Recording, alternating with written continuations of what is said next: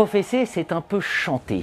Et pour ces auteurs, interprètes, compositeurs que sont toujours des professeurs, il vaut mieux cultiver aussi au fil du temps une pensée stratégique sur sa carrière. Nathalie Fabkos, bonjour. Bonjour. Nathalie Fabkos, professeure à Aix-Marseille Université, présidente du concours d'agrégation, du jury du concours d'agrégation de l'enseignement supérieur en sciences de gestion 2016-2017. Je prends cette image du chant parce que finalement, un concours d'agrégation, c'est aussi un outil qui est là pour se former. Oui, tout à fait. C'est un choix dans une carrière de passer ou pas l'agrégation. Et c'est un choix, je me permets de le dire là, c'est un choix que nos jeunes collègues ont tendance à ne même pas considérer ou balayer d'un revers de main comme si cette voie de promotion n'existait pas.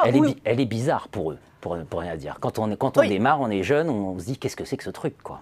Elle est bizarre. Elle n'était pas bizarre il y a quelques années où la première question qu'on vous posait quand vous étiez recruté maître de conférence, c'était quand avez-vous l'intention de passer à l'agrégation?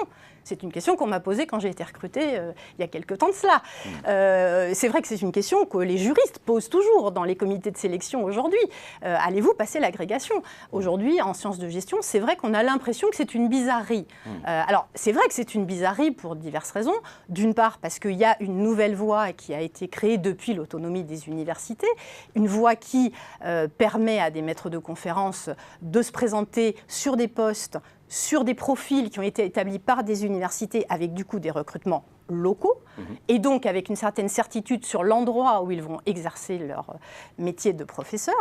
Donc c'est vrai que cette voie est en train de supplanter d'une certaine manière l'agrégation, c'est très clair.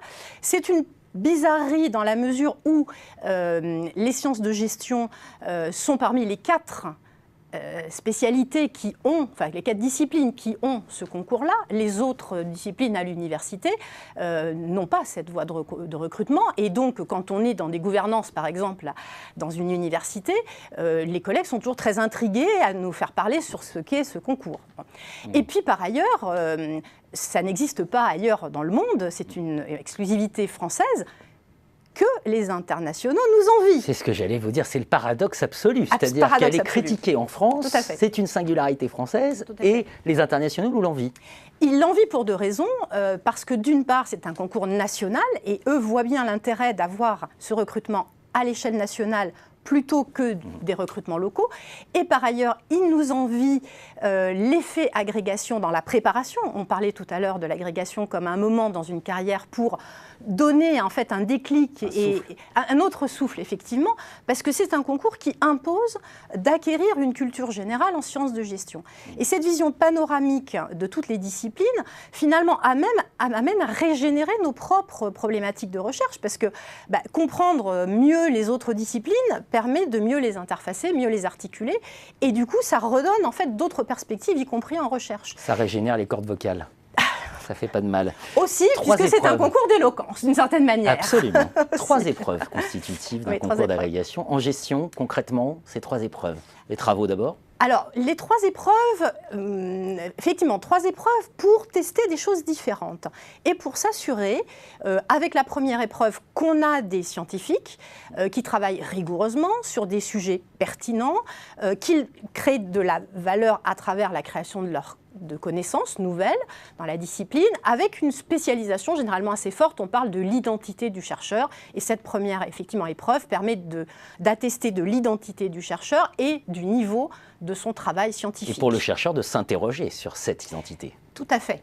Parce que pour la préparer, on peut peut-être le préciser, mais souvent les chercheurs vont faire des planches dans différentes universités, rencontrent différents professeurs qu'ils n'auraient jamais rencontrés autrement. Pour certains ont passé l'habilitation à diriger les recherches auparavant, qui est cet exercice réfléchif sur sa carrière, ma vie, mon œuvre, comme on dit. Absolument, absolument.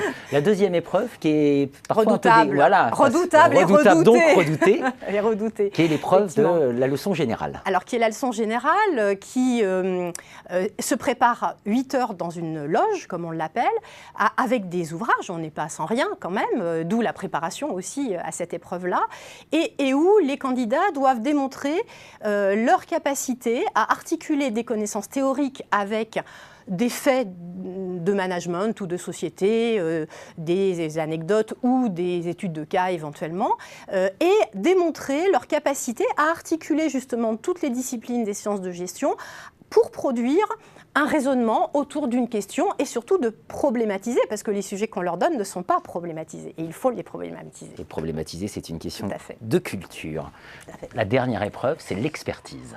Oui, alors cette dernière épreuve... Plusieurs champs de spécialité voilà, déjà. alors elle est assez décriée aujourd'hui parce qu'aujourd'hui nous avons 7 spécialités, entre autres la finance, le marketing, les ressources humaines, la logistique, etc.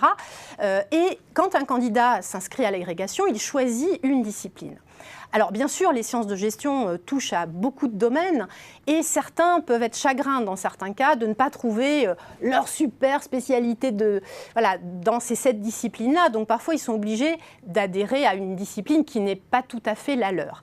Je pense qu'il faut être clair sur l'objectif de cette 3e épreuve. C'est beaucoup plus de vérifier d'abord qu'on a des connaissances minimales dans cette discipline, qui est souvent proche en fait de la spécialité des candidats, qu'on est capable de faire un cours de niveau M1, puisque c'est grosso modo ce qui est attendu, et puis surtout qu'on est capable, puisque généralement on travaille sur la base de cas, d'études de cas, qui correspondent en fait à des secteurs d'activité et des entreprises en particulier, qu'on est capable aussi d'avoir une expertise qui ne correspond pas à du consulting, ce n'est pas l'objet, mais une expertise qui est pertinente par rapport aux problématiques que rencontrent les entreprises aujourd'hui. C'est vrai que le chercheur en gestion, c'est un peu un médecin des organisations aussi, et donc on préfère qu'il soit un peu expert, enfin s'en assurer. Ça ne paraît pas idiot. Oui, disons que c'est un peu l'intérêt aussi de l'agrégation, c'est de vérifier qu'on est sur des recherches pertinentes, des recherches utiles, et qu'en tout cas, le professeur agrégé est souvent quelqu'un qui est mis en situation de devoir donner son avis sur un certain nombre de points en management au sens large. Il est dépositaire d'une autorité. Et en plus, voilà, et a un certain pouvoir d'influence par rapport aux sciences de gestion. Il vaut mieux éviter de raconter des bêtises, donc cette culture, elle est intéressante. Et il est souvent amené à interagir avec des entreprises, que ce soit en recherche, mais dans son travail au quotidien, puisque nous sommes professeurs, donc nous enseignons, nous dirigeons des diplômes, nous avons des comités de perfectionnement, nous faisons venir à nous les entreprises dans les universités. Et effectivement, si on peut avoir un dialogue intéressant avec ces entreprises, eh bien, c'est tout à l'avantage de notre discipline. On est quand même des sciences de gestion, c'est-à-dire qu'on travaille sur l'action collective organisée et en principe, nos recherches ont une visée pragmatique et à application. Absolument. À l'heure où on se pose beaucoup de questions sur la formation des enseignants-chercheurs et ce qu'on pourrait développer, rappelons qu'il existe ce formidable outil qui s'appelle le concours d'agrégation. Oui, et je voudrais peut-être rajouter juste une petite chose, c'est que tous les recrutements, quelle que soit la voie, ce sont des concours. L'agrégation comme le 46.1, cette fameuse voie dont on parlait tout à l'heure. Et tout concours se prépare, tout concours présente un effort, un risque, le risque de ne pas être recruté. On peut le courir en passant l'agrégation. En plus, on se forme de manière incroyable. Absolument, et puis on peut le prendre plusieurs fois, ce risque. On n'est pas forcé de réussir forcément tout du premier coup. Et c'est parfois un concours de circonstances. Merci Nathalie Fabkos. Merci.